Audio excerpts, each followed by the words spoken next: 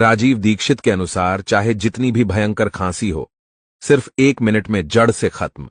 चाहे खांसते खांसते मुंह लाल हो जाए या फिर खांसते खांसते सीने और पेट में काफी दर्द होता हो, करना क्या है? अदरक के एक छोटे टुकड़े को आग में हल्का सा भूनकर उसका छिलका निकालकर उस पर हल्दी पाउडर लगाकर मुंह में रख लें। उसके बाद हल्का हल्का दांतों से दबाते हुए चूसना है। बस कुछ ही देर में खांसी जाने कहां चली जाएगी। सर्दी का मौसम आ रहा है। सभी दोस्तों को वीडियो तुरंत शेयर करें। रोज ऐसे वीडियो के लिए पेज को फॉलो करें।